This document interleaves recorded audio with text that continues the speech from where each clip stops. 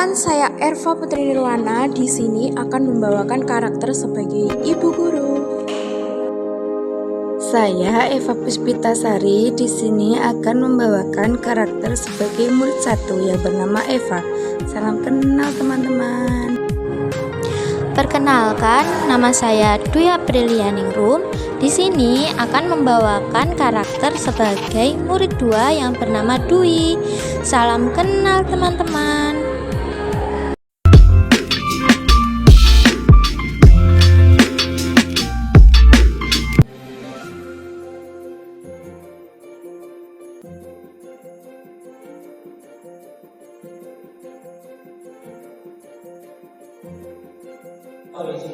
Hai Wi, wah lagi duduk sendiri nih.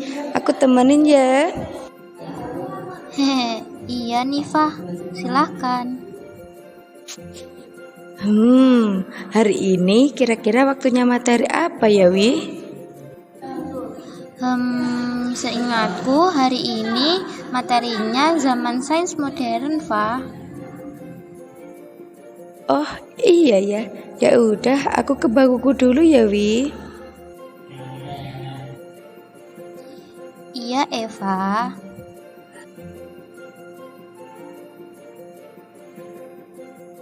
Assalamualaikum anak-anak, selamat pagi. Bagaimana kabarnya? Waalaikumsalam Bu. Pagi Bu, alhamdulillah sehat Bu. Baik, kita absensi dulu ya. Ada yang tidak masuk? Nihil Bu. Alhamdulillah. Baik anak-anak, sekarang kita melanjutkan materi sebelumnya. Oke, untuk hari ini kita akan mempelajari tentang zaman sains modern. Baik Bu. Izin bertanya Bu, apa itu zaman sains modern? Nah, pertanyaan yang bagus.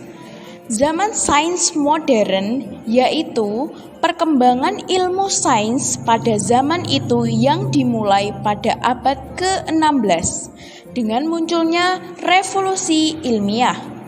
Revolusi ilmiah merupakan suatu perubahan besar dalam cara berpikir tentang alam semesta. Sebelumnya, alam semesta dipandang sebagai sesuatu yang statis dan tidak berubah. Namun, para ilmuwan pada masa revolusi ilmiah mulai menyadari bahwa alam semesta adalah sesuatu yang dinamis dan terus berubah. Oh, jadi revolusi ilmiah itu yang membawa perubahan besar dalam cara berpikir tentang alam semesta ya Bu. Sehingga perubahan ini membuka jalan bagi perkembangan ilmu sains modern itu. Iya, benar anak-anak apa yang dikatakan Dwi. Nah, ada yang tahu tidak siapa saja tokoh ilmuwan zaman sains modern? Apakah tokoh ilmuwan itu seperti Kopernikus dan Ptolemeus, Bu? Nah, benar yang dikatakan Mbak Eva. Mungkin ada yang tahu lagi siapa saja tokoh ilmuwan sains modern? Dwi, Bu, Dwi. Hah?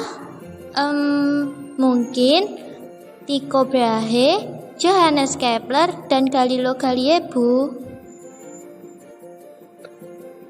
Benar ya anak-anak. Jadi tokoh ilmuwan yang berada pada zaman sains modern adalah Nicolaus Copernicus, Claudius Ptolemeus, Tycho Brahe, Johannes Kepler, dan Galileo Galilei. Nah, sekarang apa saja yang ditemukan para tokoh ilmuwan tersebut? Untuk mengetahuinya, silakan baca literasi yang ada. Ibu kasih waktu 15 menit ya. Baik, Bu.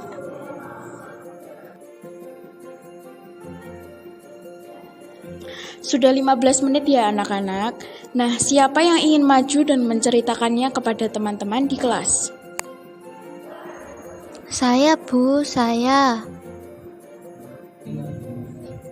Baiklah, Dwi, silakan maju. Terima kasih Bu. Baik teman-teman, izinkan saya menceritakan kepada kalian mengenai tokoh ilmuwan pada zaman sains modern. Nah, untuk tokoh yang pertama adalah Nikolaus Kopernikus yang lahir pada 1473 dan meninggal pada tahun 1543. Kopernikus ini mengajukan teori bahwa mataharilah yang berada di pusat tata surya, jadi bukan bumi yang berada di tengah. Teori ini disebut dengan teori heliosentris. Teori tersebut bertentangan dengan pandangan yang berlaku pada saat itu, yaitu teori geosentris yang menyatakan bahwa bumi berada di pusat tata surya. Teori geosentris yang menyatakan bahwa bumi berada di pusat tata surya. Nah, teori geosentris ini dikemukakan oleh tokoh Claudius Ptolemeus. Beliau lahir pada sekitar 100 Masehi dan wafat pada sekitar 168 atau 170 Masehi. Beliau mengemukakan teori geosentris sekitar tahun 140 Masehi. Teori ini menempatkan bumi sebagai pusat alam semesta. Tokoh selanjutnya yaitu Tycho Brahe yang lahir pada 1546 dan meninggal pada tahun 1601. Nah, teori yang dikemukakan oleh Tycho Brahe adalah teori geosentrik yang dimodifikasi. Dalam teori ini, matahari dan bulanlah yang mengorbit bumi, sedangkan planet-planet lainnya mengorbit matahari. Teori ini dikenal sebagai teori tektonik. Sekian, terima kasih atas perhatian teman-teman. Bagus Nak Dwi.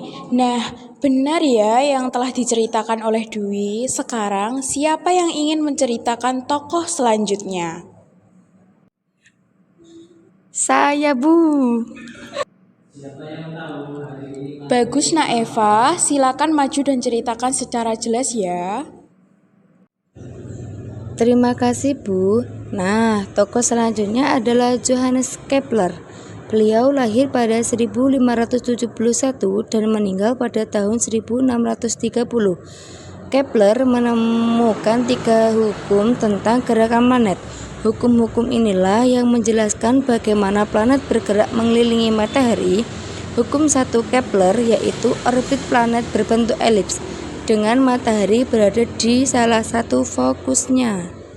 Selanjutnya, hukum 2 Kepler berbunyi bahwa garis berhubung antara planet dan matahari menyapu luasan yang sama dalam waktu yang sama. Dan hukum 3 Kepler berbunyi bahwa kuadrat periode orbit planet sebanding dengan perangkat 3 jarak rata-ratanya dari matahari. Kemudian tokoh ilmuwan yang terakhir adalah Galileo Galilei yang lahir pada 1564 dan meninggal pada tahun 1642. Ia mengungkapkan bahwa planet tidak dapat memancarkan cahaya sendiri seperti Venus dan Merkurius. Galileo juga mendukung teori heliosentris yang menyatakan bahwa matahari adalah pusat tata surya, bukan bumi. Iya, benar sekali. Pintar anak-anak ibu. Beri tepuk tangan Dwi dan Eva. Nah, dari pertemuan teori dari tokoh-tokoh tersebut, pastinya ada karakteristik yang mendukung perkembangannya. Antara lain yang pertama adalah 1. Penggunaan metode ilmiah. Metode ilmiah yaitu metode yang sistematis untuk memperoleh pengetahuan dengan cara mengamati, merumuskan hipotesis, mengumpulkan data, menguji hipotesis, dan menarik kesimpulan. Jadi, metode ilmiah merupakan ciri utama dari sains modern. Yang kedua adalah penekanan pada eksperimen. Nah, eksperimen ini adalah cara untuk menguji hipotesis. Eksperimen dilakukan untuk mengumpulkan data yang diperlukan untuk mendukung atau menolak hipotesis tersebut. Lalu yang ketiga, penggunaan matematika dalam menjelaskan fenomena alam. Nah, matematika adalah bahasa yang digunakan untuk menjelaskan fenomena alam, sehingga matematika digunakan untuk menganalisis data dan untuk mengembangkan teori-teori baru. Kemudian yang keempat, kerjasama antar ilmuwan. Ilmuwan dari berbagai bidang akan bekerja sama untuk memecahkan masalah yang kompleks. Kerjasama antar ilmuwan ini telah memungkinkan ilmuwan untuk membuat kemajuan yang pesat dalam berbagai bidang sains. Selain itu, ada juga beberapa contoh karakteristik sains modern dalam kehidupan sehari-hari, seperti 1. Pengembangan teknologi. Lalu perkembangan sains modern telah memungkinkan manusia untuk mengembangkan berbagai teknologi baru dan lebih canggih, seperti komputer, telepon genggam, internet, dan obat-obatan. Teknologi-teknologi inilah yang telah meningkatkan kualitas hidup manusia. Kehidupan yang kedua yaitu peningkatan taraf hidup. Perkembangan sains modern telah memungkinkan manusia untuk meningkatkan taraf hidup mereka dengan cara meningkatkan produksi pangan, meningkatkan kualitas kesehatan, dan meningkatkan kenyamanan hidup. Lalu yang terakhir, perubahan cara berpikir. Perkembangan sains modern telah mengubah cara manusia memandang dunia.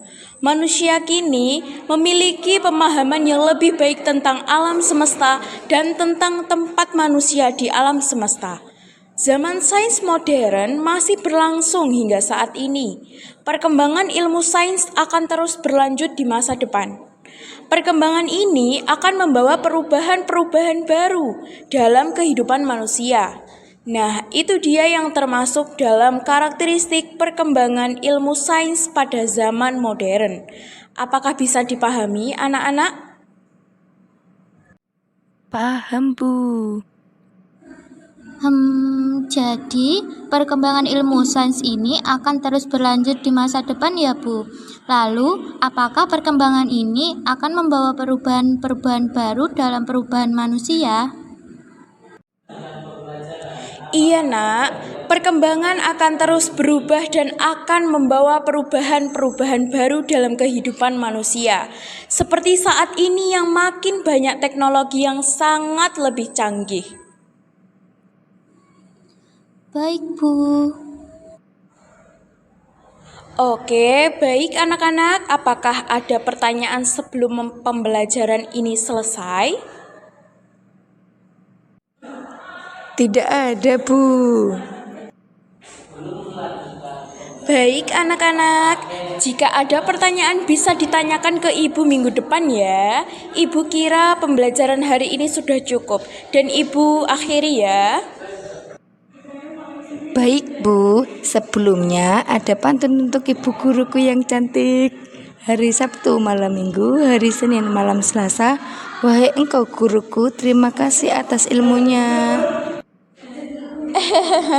Terima kasih kembali nak. Baiklah sekian, terima kasih ya anak-anak. Jangan lupa untuk mengerjakan latihan soal pada buku LKS halaman 30. Assalamualaikum warahmatullahi wabarakatuh. Baik, Bu. Terima kasih kembali. Wassalamualaikum warahmatullahi wabarakatuh. Sampai jumpa di pertemuan selanjutnya dan tetap jaga kesehatan ya. Baik, Bu.